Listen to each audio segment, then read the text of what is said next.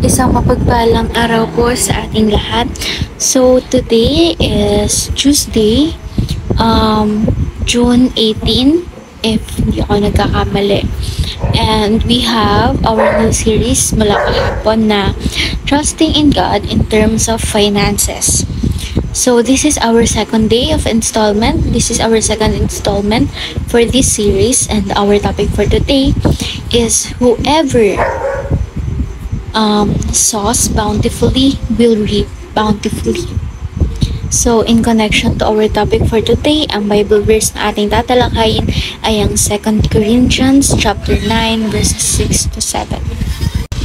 In English Standard Version, the point is this: whoever sows sparingly will also reap sparingly, and whoever sows bountifully will also reap bountifully.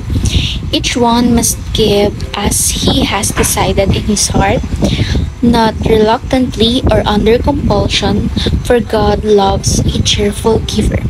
So in Filipino translation naman or in Magandang Balita Biblia version, ito ang ibig kong sabihin: ang nagtatanim ng kakaunti ay aani ng kakaunti, at ang nagtatanim ng marami ay aani ng marami.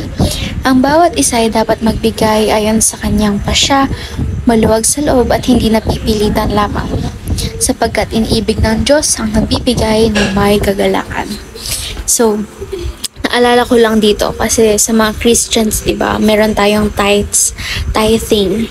So, kami, especially ako, Christian na ako, diba?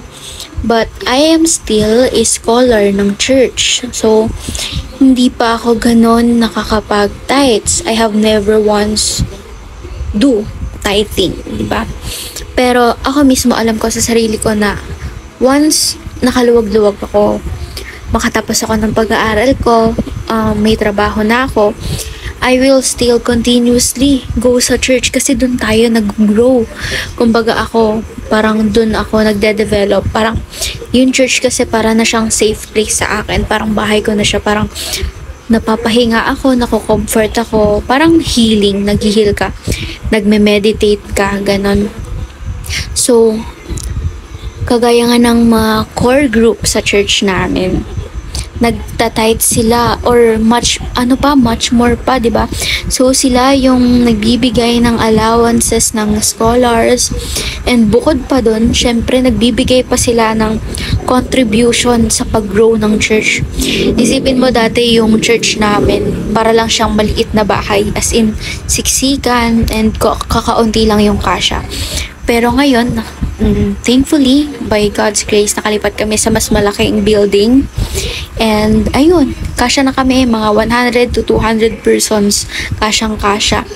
Pero nakakatuwa lang din kasi kahit bagong lipat kami and sobrang laki na, parang kinukulang pa rin sa space kasi nga sobrang dami na ng taong pumupunta.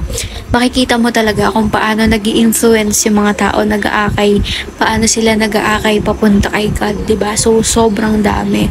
So, ayun, ginagol namin ng church namin currently na mas mapalawak pa, diba? Kasi syempre, sino ba namang hindi gugustuhin na mas mag-akay ng mas marami pa, diba?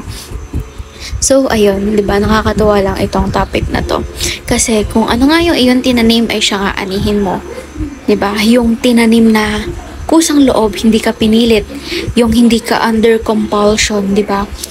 Kaya, the more you give nga is, the more you receive, diba?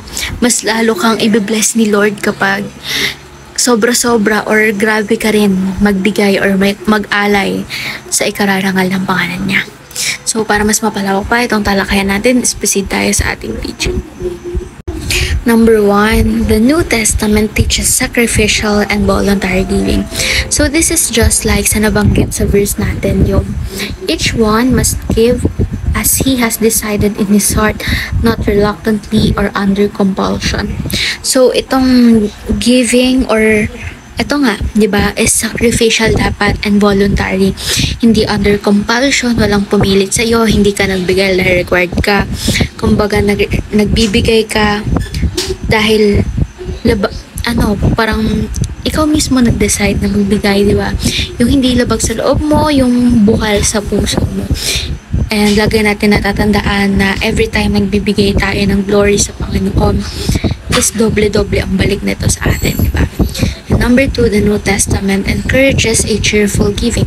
So, ito lang din yung kanina, di ba? Cheerful giving meaning hindi tayo pilit, masaya tayo na nagbibigay tayo, and it is our own decision na magbigay, di ba? Number 3, the New Testament teaches bountiful sowing and bountiful reaping. So, kagaya nga ng ulit-ulit ko sinasabi, kung ano tinanim, siyang aanihin. So, kung maliit man ang itatanim mo, kakaunti lang din ang aanihin mo. Pero kapag sobra-sobra ang itinanim mo, 'di ba? Doble, triple, quadruple pa ang balik sa iyo, 'di ba? Lalo na when it comes to glorifying God's name.